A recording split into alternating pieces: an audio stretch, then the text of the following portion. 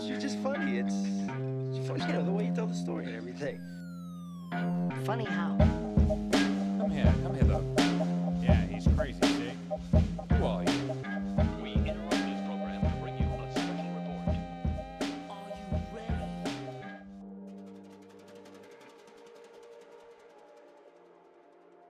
Okay, another healthy episode for you out there. I'm talking to you only. Thanks for tuning in to the show. I have with me today Monica Strader. So Monica, I follow her on TikTok and Instagram. Super educational. She actually has her PhD. So I wanted to reach out to her because her PhD is in chemistry, specialized in organic chemistry, postnatal fitness, as well as nutritional science. So I wanted to have her on so, she could share her passion for fitness, for health, for nutrition. I guarantee she's going to give you some value because we talk about a lot of things like vitamin D deficiency. She's up north in Canada, so of course she's going to take different supplements than I will down here in Florida. But I think it's important to have those conversations. But we also talk about, breaking habits like drinking every day and eating those boxed foods, shopping in those inner aisles in the grocery store. We talk a lot about eating whole foods, and what we do for our body is important, but what we put in our body is even more important. Just a tons of great stuff, and it was really cool to get to know her. She has over 22,000 followers on Instagram, close to 200,000 followers on TikTok, and she's just shooting out a bunch of really cool and educational information on those platforms. I'm going to leave her links below. You can go to movewithmonica.org and you could check all her information out. So if you want to know more, definitely reach out to her. Tell her Tony sent you. Give her a follow if you haven't already. But without further ado, ladies and gentlemen, Monica Strader. Thank you for having me. No, this is great. And of course, I'll leave all your links in the description below. So people that are just listening, that aren't watching, I'm going to throw up Monica's social media handles, but you could take a look at all her social links and sites I'll leave there. But for people just listening, Monica, tell us a little about what you do, your background, and we'll get into it. Sounds great. So I wear multiple hats. I have an online presence, but I also work in the corporate world. So I have a PhD in chemistry and chemical engineering. And in the corporate world, I work with food packaging technology as well as sustainability. And then in the online world, I run two e-commerce businesses. One of them is around fitness and nutrition, so movewithmonica.org. And then another one I run with my husband, and it's a supplements brand. Oh, very cool. Yeah, I got the chance Stylist to Health. I got the chance to meet the husband as we were dealing with some headphone issues. So tell him thank you for allowing me to stay for a few minutes. Will do. But yeah, thanks for coming on. It always interests me to talk with people that are health and wellness experts, or at least in that, because it is an interesting business for sure. Of course, as you know, tons of competition. But when I first started, I was a personal trainer back when I was 18, and I was I think about 4 or 5 years, and then I was like, okay, this is great. Let me do my own thing, and I started doing some side work because I was at LA Fitness for quite some time. And unfortunately, as you know, being in the corporate world and online world, it's great to work for a big corporation, but there's a lot of cons as well, especially in this industry. So it's almost better to work for yourself because you can really give that one-on-one interaction that people are really looking for when it comes to health and wellness. And your personal flavor. You don't have to go by all the rules and regulations of that corporate. That's so true. Yeah. Yeah, because it's very, especially now, I can't imagine now because it wasn't as bad. I'm 36, so 20 years ago it wasn't that bad, but now it's just so much going on. Like I just talked to a buddy that was on the podcast before, and like I was telling you, out in California, and he was a trainer and he did stuff on the side out there, but probably about 5 years ago is when he stopped and he started being an actor. But now with people that are either trainers or nutritionists or they're in that realm and they have their own business, he was telling me that he had so many people that came up to him, clients of his, that say, hey, listen, it's been great what we do, but on TikTok, this guy was saying I should do this. Oh my God. And I felt so bad because I was like, dude, because we were trainers together and there was no phones back then. And it was such a more simpler time because your certification spoke for itself. And that's all people listen to. But now there's so much information out there. It's kind of so many hard experts, so many schools of thought. Yeah, you can drown in all of it. I've definitely had the same thing, but I saw this and this isn't working for me. So maybe that's what I should be trying, where it's like, just stay on the path, We have scientifically, technically proven plans and nutrition. We have the data, we have the sample set, just stick to it. But right. it's easy to say, oh, but it's not working, so let me try that. And then let's try that.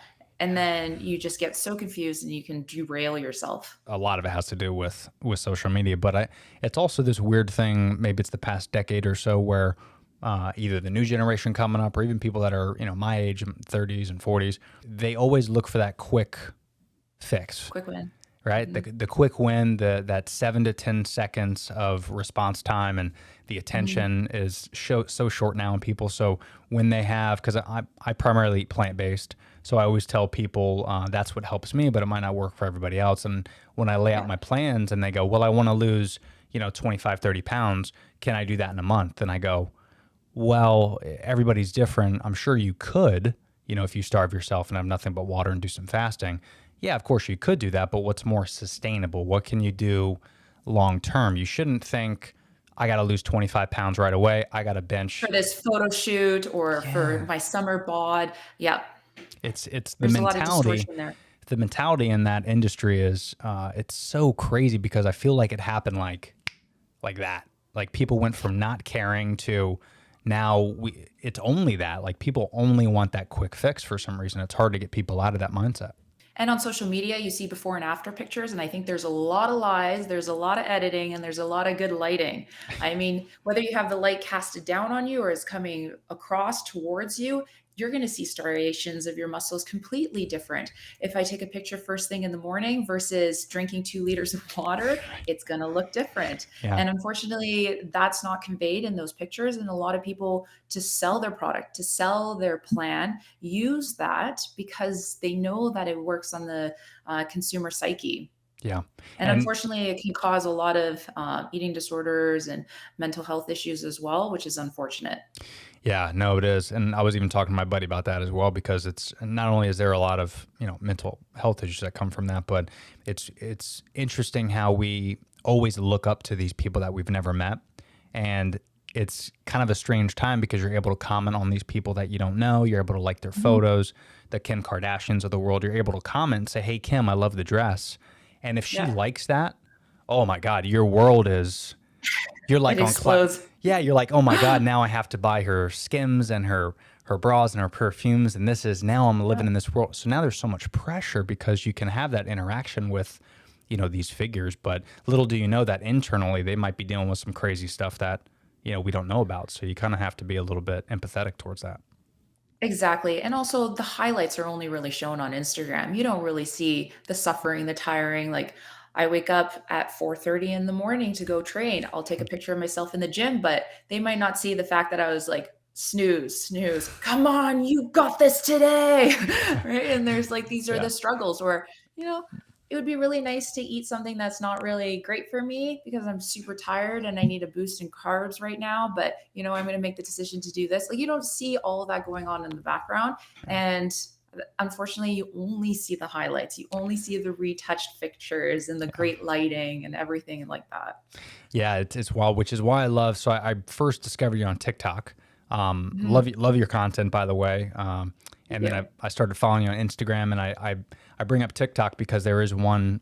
There's a few people I follow, but one girl in particular, I forget her handle. I'm going to try to give her a shout out after we get off, and I'll look it up. But she does this great thing where she'll post like a 10-second video of like her posing great. Like you said, it's right in the morning. It's before you ate anything, which by the way, if you don't know, guys, morning pictures are the best. So if you want to wake up and do 100%. Come on, that's the best. So, but she'll do this, and then she'll do like a 3 or 4 p.m. one, like right before she'll eat dinner. But then she'll do different angles that she did in the morning, and you see the reel, and she'll point out cellulite, and she'll point out what she thinks are incorrect parts of her body. But I think that's even more real than anything. That's perfect. I think TikTok has kind of opened up this new realm of what's real. Realism. Yeah. Yes. So and I crazy. think that's why TikTok is really taking off, because Instagram at the beginning, it was just regular people with their iPhones taking a picture and posting it. And then you now have these influencers that are wearing thousands of dollars worth of clothing and jewelry, and they have photographers and lighting all around them. And then they go and edit these photos, and it's a lot of work behind it.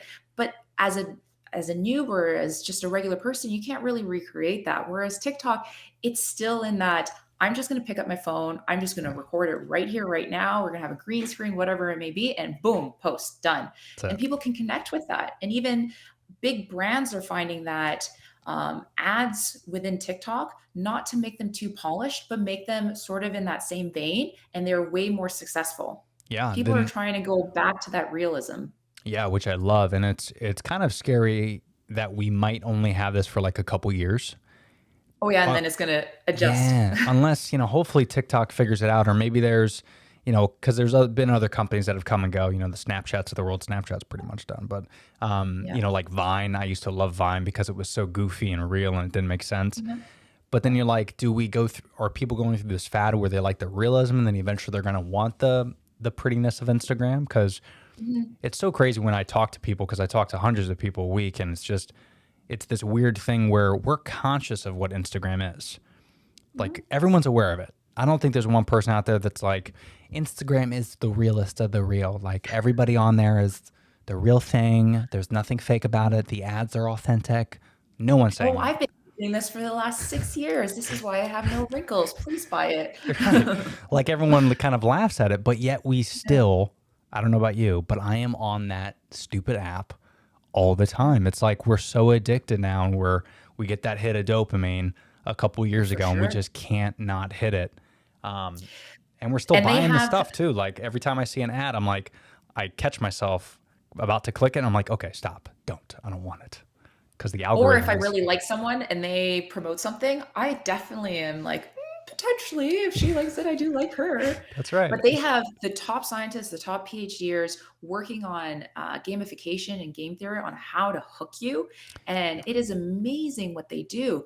Like they don't actually provide you posts that you will all like. Like they'll provide you a couple that you like, then a few that you don't like, because they want you hunting for more. Because the whole game is to have you on the app for as long as possible. So the tricks and such that they've implemented, it gets more and more intricate with time as they're getting user data, but they know exactly what buttons to push. Yeah, they are geniuses. I mean, you got to give it to them. And they admit it rightfully. So I think the CEO even came out earlier this week, and he was like, we get the algorithm, we know what it's doing, so we're going to create 2 feeds. Did you see this? No, I haven't. So, there's the regular feed, which you and I both know it's the algorithm. So it's based off everything we like and all that. But then he's going to create a separate feed where it's just the people you follow. So essentially a For You, not a For You page, but a following page, like The on following TikTok. page. Right. Which I really like, because it's funny. I don't follow a lot of people on Instagram. And then every so often someone will pop up and I'll be like, man, I haven't seen this person in 3 years. It's so true. So I'm glad they're doing it, but that just is more proof that they admit that the algorithm is not for you. Yeah, It's absolutely. it's based off your clicks and your likes and all that, and things you don't like. So, and that's a very Facebook thing that they did with that algorithm. So I'm happy now that they're kind of transitioning a little bit more towards TikTok. Because I think if not, they've already lost billions of dollars from TikTok anyway. So Absolutely. it'll be interesting. And then, I don't know if you know this, but I just found this out when I was diving into some of the social research. And the TikTok in China, are you familiar with the difference between the China TikTok and our TikTok? I do. I know that they promote a lot of science and engineering type videos so that the kids they're encouraged to follow in those degrees. Yeah. And yeah, they're just helping their youth essentially. And then in the US, they're kind of pushing the dumber stuff, maybe a little bit more sexual and so forth. It's unfortunate, but the algorithm is different depending on what country you're in. Yeah. And, don't get me wrong. There's, of course, there's things that we do right and wrong, and there's things that other countries 100%. do, of course. But then I'm also thinking to myself, but China also doesn't allow Google. So I'm like, So there's pros and cons to what they're doing. But it's so interesting where we can't find that happy median, because I really feel there's so much potential with TikTok. I have a friend who's a NASA engineer, and she's a TikTok educator. So she specifically, TikTok pays her to only post educational content, which is super interesting. Yeah. And I feel like if more people knew about that, or if more people that are in fields that are educational, I wish TikTok and these social media apps would make more of a purpose to reach out push and them up. elevate.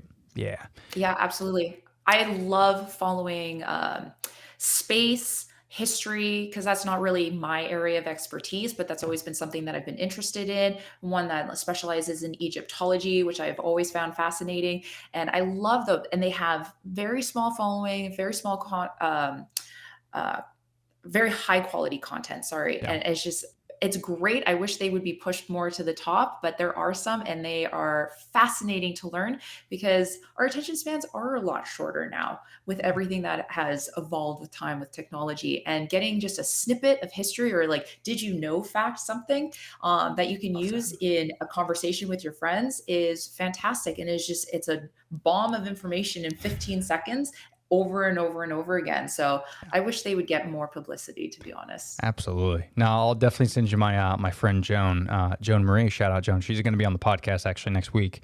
But I went to high school with her, and to see her grow to where she's at now, where she works for NASA, and I'm just like we used to hang out at the Amazing. lunch table. Like, what the hell? But she'll put out this really cool content where she'll use the trendy sounds, but it's only educational stuff. So where most people would do like a dance or they'll bang their head up against the table, she'll use that same trending sound, but she'll educate you on moon and stars and what the sun is Love doing it. this week. It's like, it's all information where I didn't even learn this stuff in school, man. Like, I did not pay attention to this. So it's kind of cool that you can get that hit of dopamine with educational stuff because, Yeah. like you said, it's great conversation starters. Like, I was with my buddy at the beach yesterday. We were down in Bradenton, and his girlfriend was talking about a couple of the girls that they followed that were doing these funny dances, like they're trying to dance on the beach. And then I'm sitting down with my buddy Ben, and I'm like, hey man, did you hear about the Jeff Bezos thing that he's doing in space where he's looking for a grant? And I'm like giving all this juicy intel that I learned from TikTok. And I'm Who like, is this guy? yeah, I was like, I felt so smart. But then he asked me more questions, and I'm like, I don't know, you got to follow him because I ran out of information. But yeah, that stuff's You cool. Google that. Yeah, it's just Google that, man. But let's get to your background, your knowledge. So when it comes to nutrition, I'm very. I used to be a carnivore, hardcore. Okay. But ever since like I said, I was diagnosed with Crohn's, I went plant-based because it's the only thing that really worked for me.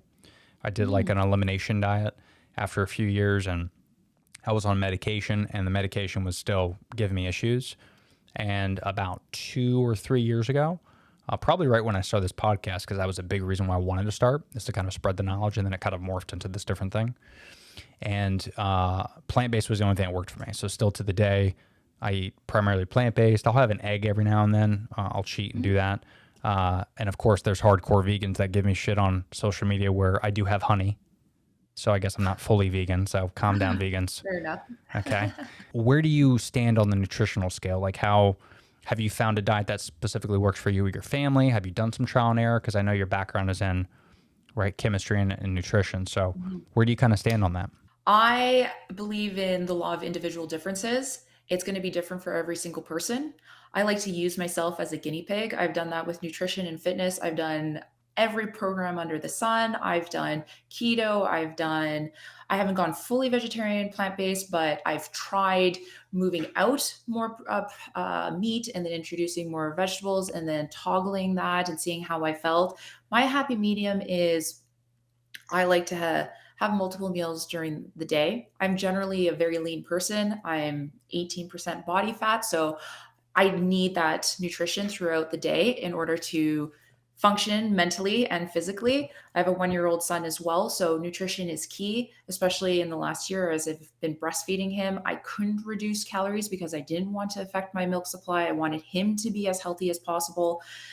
And for me, I like to have meat. Do I have meat at every meal? No. I don't start my day off with meat. I have usually eggs now that I'm working from home at lunchtime, and then I have meat in the evening.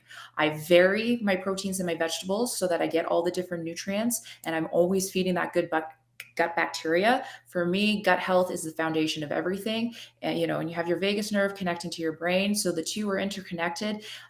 If I'm not regular, if I have bloating, I can feel the brain fog. I can feel the lethargy. And I have to be, the mental acuity for my job in the corporate world needs to be at point, because I deal with A players. I work with big brand owners, General Mills, Coca-Cola. If I'm not delivering what they need, then I'm failing at my job and I'm failing with myself. Yeah. So I found what worked for me. I've played with keto, and it works, but unfortunately I found it very restrictive. I also play in the 80-20. 80% of the time you eat whole foods, you eat healthy, but 20% of the time, enjoy life. If you want that cupcake, go for it. A lot of people say that on my TikTok, oh, you must be so fun at parties, because I might be commenting on the ingredients in certain processed foods. And I have no problem with the processed foods if you're eating them once in a blue moon. It's the people that go and have fast food at lunchtime every day, like high school students, and then, have the candy and with all these essentially only synthetic ingredients. And once you move away from it, you really start to feel healthy. You feel elevated, you feel energized. There's no dips in energy. As people say, oh man, I need to take a nap after that meal. That shouldn't happen, right? You should be stable. That's very good for your hormones to be stable. If you have those dips, highs and lows, that's going to be unhealthy in the long term. Yeah. If anything, you should have more energy after you eat. No, exactly. And energy is fuel, and that's how I look at it. So whatever makes me feel best is what I will move towards. So lots of plants and vegetables, even though I still eat meats, in order to help that good gut bacteria, have those prebiotics, probiotics, that fiber. Like I used to have terrible issues with bloating. We were talking about before and after pictures where women would show at the beginning of the day, their stomachs would be flat. And then by the evening, they would have bloat. Yes, there's going to be a little bit of distension as, your body is more saturated with water and food throughout the day. But if you're having bloat, there might be an underlying issue there, right? And so we shouldn't normalize that, because there might be something with fiber, prebiotics, probiotics that you might not be addressing.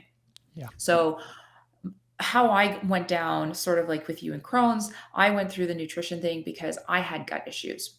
And I was actually in so much pain that I was ending up in the hospital, and I couldn't understand, like, why is this happening to me? I did elimination diet. I couldn't figure out what it was. And it ended up actually being candida, because I was on birth control. Oh, really? Yeah, and doctors never tell you that birth control affects obviously your hormones, but it can affect your gut health. So I ended up going to the hospital, and they're like, oh, your cortisol is like 3 times the normal range. This is crazy. And they started seeing, like, am I secreting too much cortisol? Maybe we need to, maybe you have a tumor. Let's send you to an endocrinologist. And they just phoned up an endocrinologist, and it was a lady doctor. And she goes, oh, is she on birth control? And I go, yeah. And she's like, that's it. Don't even come in.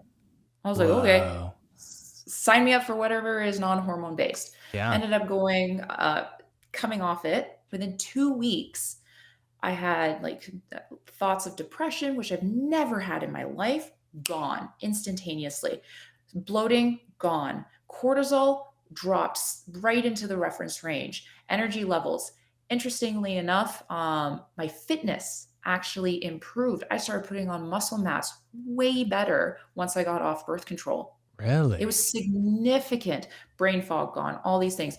And some people take birth control, never affects them once in their life. And how the doctor dictated it is that it's almost like a can of gas, and it's just getting filled up, and you just reached your full point, and you kind of just burst. And some people never reach that full point, and they have absolutely no issues. And some people reach it a lot sooner. And so been off it, would really not recommend it to people. If you can find an alternative method, love the copper ID, no hormones. Going natural is usually the best. Yeah, for most of the time. Yeah. And that's with pretty much everything too. It's one of those things where we're stuck now in 2022. We have, depending on what you believe, I mean, it's 2,000 years is what we have figured this thing out. And we're like at this point now to where for every problem, quote unquote problem, there's infinite solutions, and For sure. not all those solutions are going to be correct, No. but there's so many ways to do this trial and error thing, because the doctors told me when I was going through this whole issue, they're like, well, try this medicine, try this medicine. They're giving me all this medicine and stuff, but not one single doctor. I saw multiple doctors, 5 of them, in fact. Not one single one said, hey, you should try to switch up your diet. Because No. with No Crohn's and with Crohn's in particular, I was having this. I have a very rare case where most Crohn's, like 90% of Crohn's patients, they have like chicken wings, and they have to go to the bathroom immediately.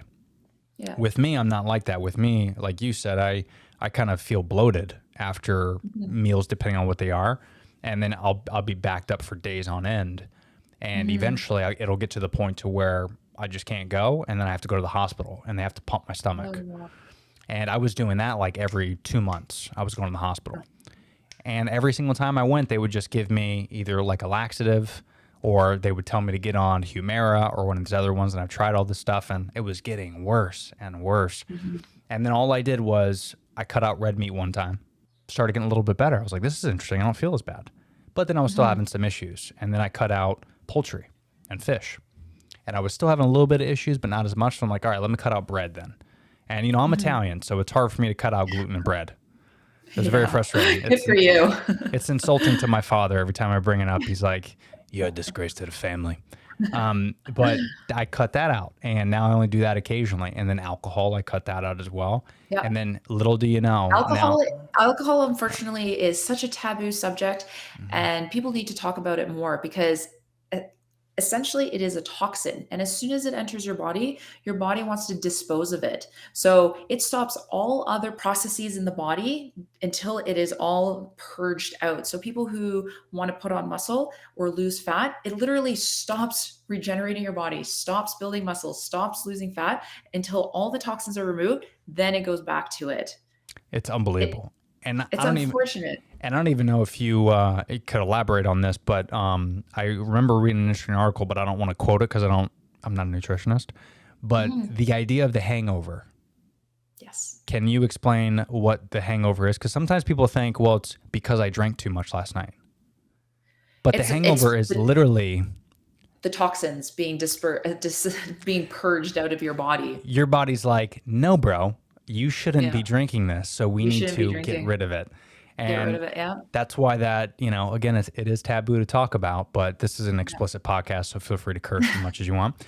But the reason why you have massive diarrhea and you want to throw up and your head is pounding the next day is that your body's like fighting because this is not natural. This is a toxin. Yep. And when the second that vodka shot goes in your face, your body is automatically thinking, we've never seen this before. What is this? All right, guys, the alarms are going off. Let's shut down everything. We need to get rid of this immediately. And, for me, when I had Crohn's, the reason why Crohn's is so interesting is it closes up my intestines. It's scarring of the intestines. So it closes it up completely like a hose, like you're stepping on a hose. So every minute of every day, my body is fighting it.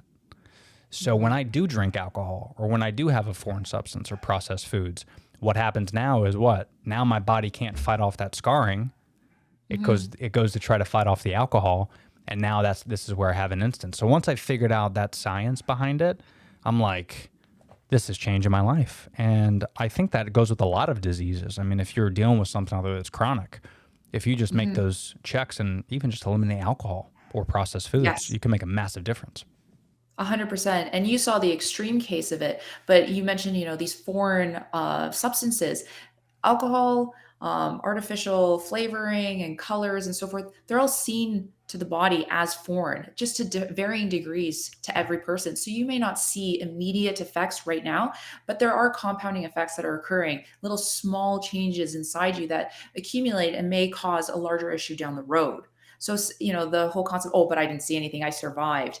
But are you surviving at your peak possibility? Yeah, exactly. So, alcohol is definitely very taboo around that because people love to relax with a glass of wine. But why are you relaxing with a glass of wine? Is there something else that you could be doing? Maybe a walk with your family outdoors and so forth. Like, there's definitely substitutes. I can understand I want to feel relaxed and so forth, but it does, there's a lot of research coming out all around the aging of your brain, the shrinking of your brain from just half or a glass or like half a unit or 1 unit of alcohol per day. And I think Oh, you really? could That, probably that speak to little? this as Wow. well.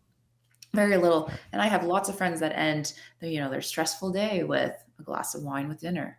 hmm hmm Yeah. And it's even more, again, I go back because I'm Italian, but it's even more crazy where there's this, sometimes a lot of the stuff that we do, routines, rituals, a lot of that stuff is hereditary, or maybe we're fans of movies or something like that. Like we're very, I don't think we're cognizant of it because it's so normal. But when you have like spaghetti and red sauce, you think like as soon as you taste it, you're like, I want a glass of red wine. But Hmm.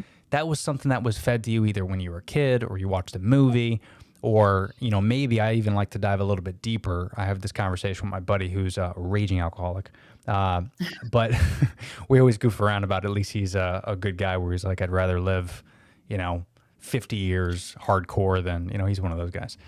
Yeah, yeah. Me, I'm the opposite. I'd rather live 90, but all sustainable and just a great 90 years. Agreed. And also just a quick comment on Yeah. that. Once you start having a family, you want to live longer so that you can be with your kids and grandchildren and so forth. So Which is weird because he's single. I wonder why. You there you know, go. you know who you are out there, bud. But I think it's so crazy how we look at that, that nature of everything that we've been doing. But sometimes we forget that if we just set aside the routines and the things we were raised about, and we realize that the drink doesn't give you the social confidence to have those conversations. Because I think a lot of that, at least what he tells me, he's like, I like to do it because I like to be social. I'm a social drinker. You hear that a lot. That's the only way I can have a conversation. And I tell this all the time where I go, dude, if you just focus a little bit more on cutting out the booze, even a little bit, cut out the booze, read more books, maybe meditate, maybe do some yoga, pick up some hobbies, you'll realize that like mentally you're a little bit more clear to where you'll 100%. you'll want to have more conversations. The reason we're kind of so like introverted and we're so weird and awkward is because we're putting all this weird processed shit in our bodies, so our body's kind of shutting Exactly. down, you know? 100%. Yeah. Yeah, there's a lot of programming and normalization when it comes to alcohol in media, and unfortunately, like you see it in every single movie. So if you watch TV every day or you watch a movie every weekend, Right. that's just being instilled in you, and it's being instilled at such a young age. So you just assume that's Yeah. normal. My husband and I don't drink. When I obviously became pregnant, didn't drink. Husband joined me. He's never looked back, and he says, I may never for the rest of my life. And I Yeah. mean, we had our party years in the past, and that's great, but we get so much done now Oh, yeah. that we just feel great. We wake up in the morning energized. We have our workout. We have our time for ourselves. We're working on, our side businesses, and it's just like we feel fantastic. Yeah. Why would we want to hinder that when we see that the progression is like this? Yeah. And especially as you get older, like you said, like whether you have a family or not, like once you get to a point where you're like, I might only have like 20 years left, 30 years left, 40. So I probably shouldn't waste my time doing belly shots off of girls, like there's a level where I think you need to stop doing things. But hey, to each their own. 100%. To Oh, each for their own. sure. And that's it. Yeah. I'm just sharing information. And that's the biggest thing when it comes to my social media platform. I am not making recommendations. I am just fact sharing so that there's more awareness, Yeah. because knowledge is power, and what you do with it, it's up to you. But as long as you know what's out there. Yeah. And it is so crucial with social media now. The more information you get that's actually good information for you, I think that's going to help people mentally as well. I realized when I was going through all this stuff, I found myself, well, I'm spending a lot more time in hospitals. I'm spending a lot more time focusing on my health and all that. So I realized I should probably cut out like the negative fat, quote unquote, all that negative stuff in my life. So I went through like my Instagram feed and all the people I was following that either were negative or I haven't Yeah. talked to in years.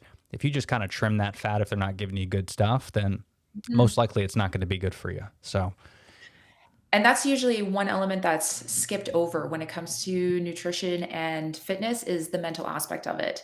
So my husband, he does consultation around mental health and your mental state. I don't know if you've ever read this article, but on Reddit about 8 years ago, he made a post. It's called the Non-Zero Days. It was the most read post on Reddit for I think like 6 years in a row. There's a community of over 100,000 people. He's gotten like tens of thousands of emails still to this day. He gets emails on it, and it's all about living a non-zero lifestyle. So it's about, if you want to read more, learn an instrument, be more fit, do a push-up, play that instrument for 5 minutes a day, read one page in a book, just anything so that it's a non-zero day and you're moving towards your goals. Because some people struggle with, just getting out of bed in the morning sometimes, right? And they're not feeling fit. They feel that the world might be against them. And if you want to move forward, it's those baby steps, because a year from now, you're going to look back and say, I took 365 baby steps and look how far I've gotten today. That's so true. So You can, when we get done, message me that article. I'd love to check it out.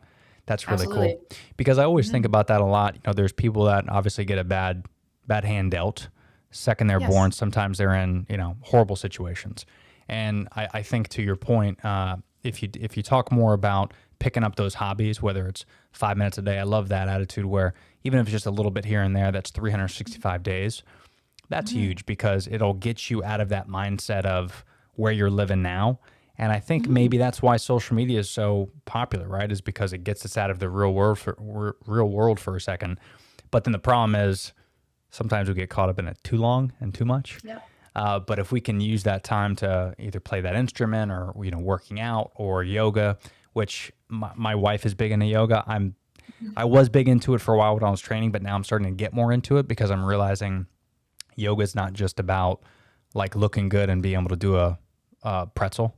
It's more about the mind and the soul and the body. And once I dove a lot more into yoga and how it started, I think it was like 15,000 years ago or something crazy. Like the whole attitude of where it became and how it's growing. Like if you can surround yourself with hobbies like that make you better, it's interesting where your mind goes because it's to a place that you don't know it existed.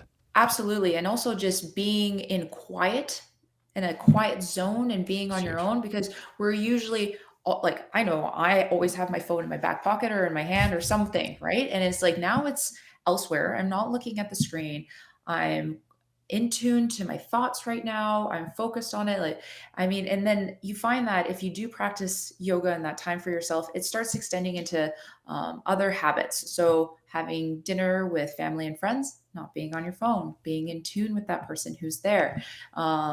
When you're in a car, if you're not the one driving and you're not scrolling your phone on your phone, Sure. like all these little things, and this starts connecting. There's a time and place for social media, but unfortunately, it definitely takes over people's lives. And then also with yoga, it's important to be limber when you're big into fitness, because the aches and pains start coming in once you get older if you're constantly just training and then not really stretching those hamstrings and Oh my other God. muscles. I've noticed that big time, especially because I'm doing actually a lot more like calisthenics, more hit training. Fantastic. Because I used to do hardcore kettlebells. And then I started realizing, like, once I got to my 30s, I'm like, I'll do a couple push-ups and I'll start hearing and I'm like, what the fuck? That's new. Like, what is that? And that's when I stopped doing yoga for so long. But now I'm getting back to more of that. I'm doing more like bear crawls, crab Oh, walks, fantastic. push-ups, pull-ups. Like this whole stigma of doing, that kettlebell and being Arnold Schwarzenegger. Like, I don't know if you guys have looked at Arnold lately. He doesn't look that good. And it's not that he's out of shape, but the dude's old and he's put his body through the ringer. Through the ringer, there's been steroids, HGH. You've got a Yeah. lot of extra drugs Not a in there thing. too. So again, it goes back to like, do you want like to be Arnold from like the age of 20 to 40? Or would you rather have a nice, healthy, sustainable, flexible body until you're 90? And I think most of us should Exactly. choose the latter. It is tough because, again, like we said, there's so much info out there. I mean, how would you, if someone wants to clean up their life tomorrow and they're like, Monica, those are some good points about the booze. I'm going to stop booze. I'm going to get to working out. I'm going to do this. I'm going to do that.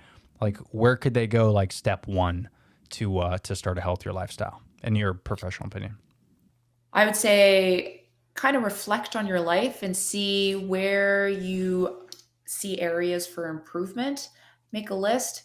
make some small little milestones in there, and just slowly start attacking them, and see how you feel with, doing one at a time. So let's say you want to start becoming more active. Maybe you're not ready to jump right into the gym, but I want to start going outside and going for walks. So maybe for the first few weeks, you go out for, to count your steps, 7,500 steps, you're going to go every day in the sunshine. You're getting prepared with that vitamin D and your circadian rhythm and that melatonin production for the evening. You're already going to start feeling better there.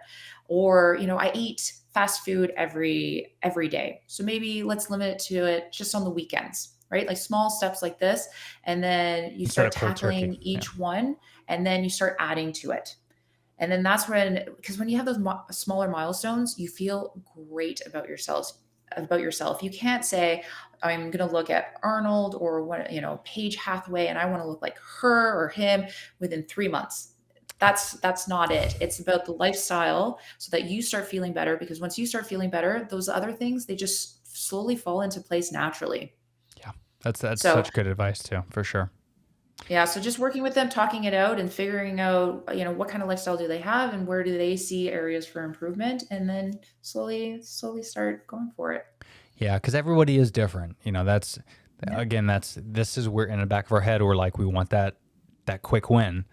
That, Mhm. but really, I always lived my life by short-term sacrifice for long-term laziness, where Yes. you got to make those little every single day. You got to make those little sacrifices, whether it's eating that salad if you don't want to eat it, or Mhm. cutting out maybe the booze and having green tea instead and trying that out. Like doing these little wins here and there.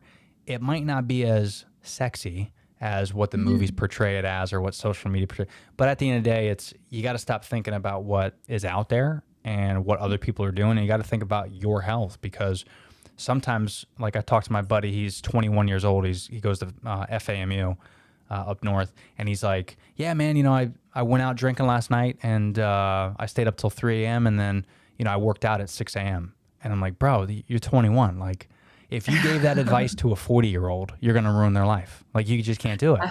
So Yep. you kind of have to be mindful of every single thing that you see out there is not going to tailor to you. So you have to figure out what's going to be best for you, and obviously seek help from professionals. Probably Mhm. good advice as well. Yeah, not focusing on the outcome is important. It's instilling the habits. And once those habits they become a habit and you don't even think of it, then that's when you know you've succeeded and you've won. Yeah, yeah. Rituals and habits are really important. I'm realizing as I'm Mm. getting older now that before I thought I had like routines where I'd like wake up, go to the gym, go to work, yada yada. But it was so all over the place. Now I'm trying to be so manic about using different apps, and I do a lot of ice plunge and sauna and stuff. Ooh. And I'm obsessed. I got Wim this. Hof, or do you like the hot, cold transition? Yeah, I'm not crazy Wim Hof yet, but that was the motivation actually. Oh, Eh, fantastic. But I ended up getting this thing called Ice Barrel, if you're familiar with the company, where No. it's like I'll send you the website. It's a really cool company where it's literally a barrel, like an old school whiskey barrel, Yeah. but it's kind of like isolated Yeti plastic material. And they give you a step stool, and it's like perfect height for you to sit down when you go in it, as opposed to laying down. Yeah. And you sit and do that. And once I got one of those, I'll only do it on my off days. So I won't do it like the days I train, because if you guys want to plunge out there, if you look at the research, it's kind of like back and forth. But more often than not, it's saying that if you ice plunge the days of training when you actually do weights, it's not good for muscle growth and recovery. It's actually good for your off days. So I'll do that on my off days, and I'll hop in the hot tub or the sauna, and I'll go back and forth maybe once, and then I'm like, all right, that's it, I'm done. So I'm trying to work up to doing at least like 4 or 5 transfers back and forth, because I got a buddy that does a lot of transitional training like that, where he'll do it on his off days, and he'll go like 50 degrees to like 105 in the sauna, and then back and forth. And I'm like, dude, after that, I start getting lightheaded. And I'm like, "Ugh, it gets wicked." That's admirable. That's admirable. Like Wim Hof, I've read the benefits. My husband has actually taken his course, Oh, and we have a sauna in our house, and right beside it we have a shower. So he actually bought just like a plastic tubby thing that we put in the shower, and then filled it up with ice and water. And he and his buddies have done that, back and forth, back and forth. I just watched from the sidelines. As you know, men versus women, I think generally speaking, women love very, very hot scalding showers. Oh my I'm God. that kind of person. So when I go and I look at an ice bath, it's terrifying to me. Yeah. And where are you guys out of? Like, where do you guys live? Calgary, Alberta Oh, in Alberta. Canada. So it's like, yeah, so it's like Sure. the Texas of Canada. Oh, right on. Yeah, yeah. Well, you guys are lucky up there because you actually can get ice, like if you go outside. We could So, probably pick it up and do it, yeah. so for me in Florida, so even with my ice barrel, I have to get like 50 pounds of ice. I have to keep it in my freezer, and then right when I dump it, it usually starts to warm up. And even our showers don't even get colder than 70 degrees. So Wow. I tried to do like my quote unquote ice plunge in the shower. But yeah, my Yeah. wife's the same way. She loves the hot, and we can't even get it as cold as we want. And then during the summer, forget about it. Like my ice baths don't exist because I'm dumping so much ice in there. It's just not staying cold enough. So I would love to go out in Canada because my buddy was up there. He used to live in New York, so he used to cross the border all the time. He had friends in Toronto. And he's like, yeah, during the winter, he's like crazy polar bear ice plunge style. And I'm like, I cannot imagine. That is so crazy to be in that. I look at pictures and I'm like, it's way too cold. It's way too cold. We have days in the winter where it's minus 40 degrees Celsius, which is minus 40 Fahrenheit. And that's when I sort of hibernate like a bear. That is so wild because I Yeah. I do mine, I think at like 38 was the coldest I've ice plunged. And I can't imagine 38 degrees minus that is zero. Yeah. And then another 38. I'm like, what? That doesn't even seem real. No. Yeah. Okay. So you haven't really done the plunges then as much No, I as haven't. okay. I'm the cheerleader. I'm gonna send you this ice barrel. You need to try this out. Please. It's cool. I'll try it out. I'll do anything once, potentially. I love it. No, this is cool. Well, I didn't even realize. So we're at 45 minutes already. So sorry, time's flying. But the other only thing I wanted to ask you before I let you go is when it comes to nutrition, supplementation for me. I love what you said about vitamin D because again, I'm in Florida, so we don't have a problem with that. But you know, if you live in Oregon, Washington, you know, Seattle, and you don't get a lot of sun, you need to take more vitamin D than me because I'm in Florida. So I'd love for you to talk about that because I know you mentioned supplements, and I'd love to get your feedback on, depending on where you live, you know, what is it best for you to take? Is there brands that you typically use a lot? I'd love to hear your feedback on supplementation because I'm super fascinated by that. Absolutely. Vitamin D is the number one supplement that I take. I've been giving it to my son since he was a few months old. Because we're so north and so far away from the equator, the sun that we get doesn't really provide the vitamin D that is necessary because you have to be really out at high noon to get that essential vitamin D. That converts and is absorbed by the body properly. So, depending where you are, will affect how much you need and whether you're getting enough throughout the year. Mm. If you know us being predominantly indoors during winter, we're going to need to supplement more during the winter times. I personally take 10,000 IU every day. I find that it changes my mood and it's fantastic. Generally, and I think in the US, there's 42, I think 42% of Americans are deficient in vitamin D. Yep. And then depending on your skin color, it will be different as well. So African Americans, I think the deficiency is actually in the high 80s Oh wow, because they don't absorb as well. And then when you want a vitamin D supplement, you want to go for vitamin D3, and that's essential. that's the best. So mood, energy, immune system, it's all interconnected.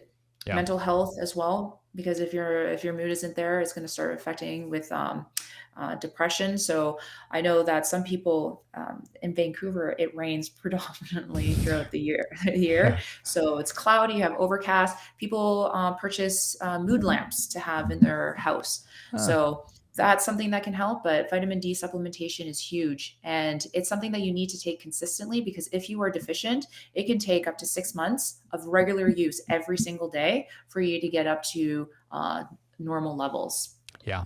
And, you know, people don't realize how big of a deal it is either because, you know, it's just one of those things where we have all this information out there and we don't understand, you know, because again, if you're not following a nutritionist or someone that's, talking about vitamin D or supplementation, it's not like you're going to get that in your algorithm, like we mentioned earlier on the show, Yeah. which is a huge problem because if you're only following Kim Kardashian and Pete Davidson, that's all you're going to see on your feed. So Exactly. you have to make sure you're at least doing the research on your own about the supplementation because it could have detrimental effects not only on your mental health and, like you said, your immune system, but the wife and I, we've been trying to have a kid for quite some time. And, we're going through some research, but we didn't realize she was vitamin D deficient. Efficient.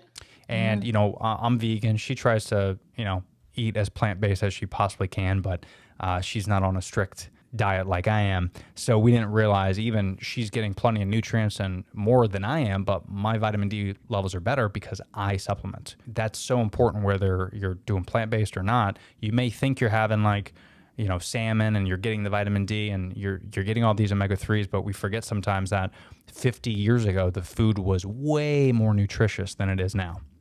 Our soil is depleted of so many nutrients. So sometimes as much as you may not want to, I'm not a proponent of taking every vitamin off the shelf and supplementing with that, but there are some key ones, and vitamin D, absolutely number one.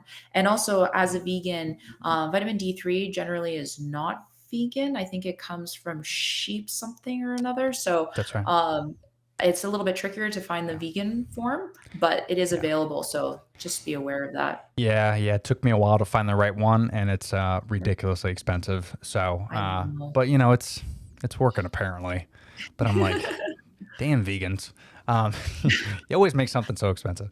But when it comes to vitamin D, that's a good one. Is there any that pop in your head or if they had a handful of pills to take, what are the top pills to take? I know vitamin D is one, maybe zinc.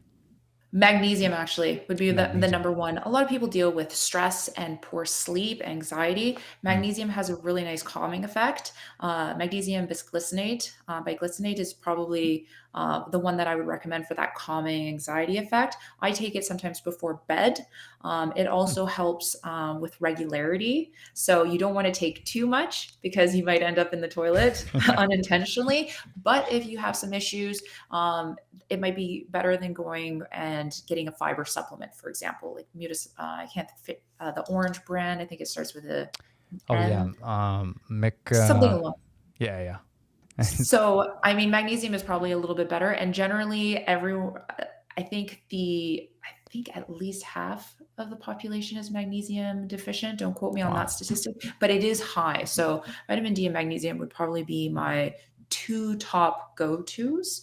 Nice. And then after that, really focus on refining that diet and getting everything else from there. All these other ones, a lot of people are trying to make a buck on it, right?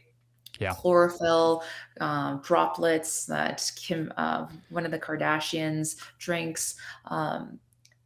You can get that from just eating lots of leafy greens and green vegetables, and you get all the plant nutrients, all the fiber and everything else associated with it. So definitely do the research and see, are you even deficient in it? Like a lot of these green powders and stuff, I find that most people that take it actually eat a lot of vegetables and don't necessarily need it. So too much of that stuff could have some bad effects as well. Absolutely. Yeah. So you have to be careful of that. And then also too, it is funny. I like what you said about how people were, kind of selling and a couple of these. It's important to do the research, but especially me, since I was in the industry for so long, now I see the competition is so strong with everything. Huge. But it's unbelievable how I used to be the creatine guy, scoop to the face, L-theanine, like I used to take Triflex for my bones, like all this crap. And then of course the big one for me that was mind-blowing was branched chain amino acids. Mm-hmm. So I looked at that and I was like, I was told back in the day, like this marketing ploy, I forget the company, but maybe it was Muscle Tech I used to take all the time. But they would say, before you work out, take 2 scoops of BCAAs in your shake, 2 scoops of BCAAs. Then after that, but really the science does not justify that. It's crazy that you don't need 7 scoops of BCAAs, but I was fed this when I was 18. But it tastes so good. Oh, it's fantastic. Oh, it's so good. Especially I used to get the raspberry one. I was like, this is great. Put in my pre-workout. But you got to be careful of just because the bottle says to take X amount of scoops, They're just saying that more often than not, you take more scoops, you're going to buy more. You got to go behind the science of actually, does your body need it? Because you might not need it as much as you think you need it. And if you have, if you're on a meat diet, your amino acid profile that you're consuming is complete. So generally, and if you're eating enough meat, you're going to be fine. But say, for example, you're on a vegan vegetarian diet, your amino acid profile is not complete, you don't eat a lot of protein, then BCAAs may be a great option for you. But pre and post, I mean, that's definitely so that you get to the bottom of the bottle faster. Right. And then also check out those other ingredients in there, because eating too much, you might have some sensitivity, some bloating towards it. So That's right. That's right. Yeah, it's always important to do the research. And do you find yourself now, obviously more than whenever, now that you have a 1-year-old, do you find yourself reading ingredients even more? And of course, it's in your 100%. nature being a nutritionist, but for someone that is just going grocery shopping at Publix or Winn-Dixie, or I don't know what's popular up in Canada, but we probably don't have the same one. Costco, Walmart, Safeway, Okay. Yeah, sure. Loblaws, Sobeys, So- yeah. Ooh, Wawa. Oof, don't get me started. I love me a Wawa. But for someone like going to like Walmart and reading those ingredients, is there a recommendation that you see? I mean, of course, staying on the outer aisle and not those processed foods, but where do you put that mindset of when you're going grocery shopping? What should you go in thinking? Whole foods, number one, try to minimize as much as you can around foods in cans and boxes and so forth. So again, 80/20. And then when you do purchase something that is in a box, check the ingredients, see if there's a better option out there. There's a lot of inflammatory oils, a lot of additives to prolong freshness, because those products need to last on the shelf for very long. But we know food is supposed to rot, right? We're supposed to pick it, eat it, and that's, farm to table essentially. But when it comes to my son, he actually hasn't eaten anything from a box yet. Whole foods only, no sauces, so nothing from a bottle. I only use spices for him, and he is probably the best eater. I am so fortunate. He eats broccoli, wild salmon, bison, anything that I put, because I introduced it to him so early, and that's the only thing that he's ever had. So he doesn't know any better as well, right? And so I've never had any issues. A lot of my friends have problems with constipation and diarrhea with their child. Never had any issue.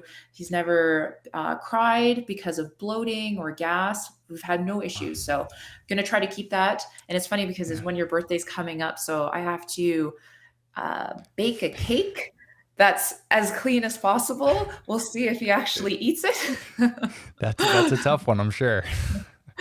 Yeah. Do you have any recommendations? Or are you even thinking about it, or is it like it's too hard to wrap your head around it? What to Around make? the cake, you mean? Yeah. I've actually found there's tons of recipes online on healthy cakes with no sugar. Oh, really? So yeah, I mean, icing that uses plain Greek yogurt instead.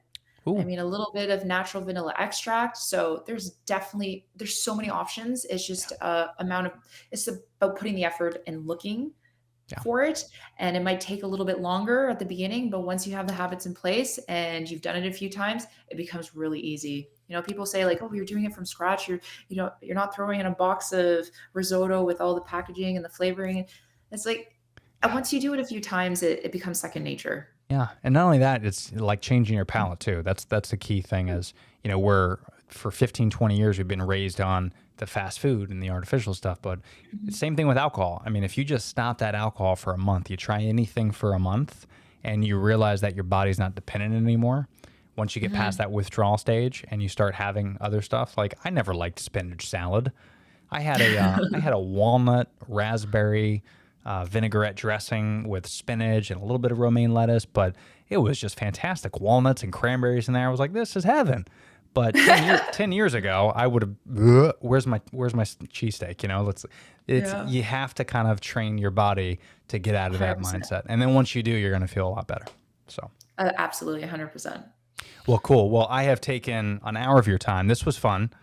Yes. And I must say, for your first time as a podcast, well done. Everyone give her a round of applause. Fantastic. I never used that soundboard, so this was a good chance.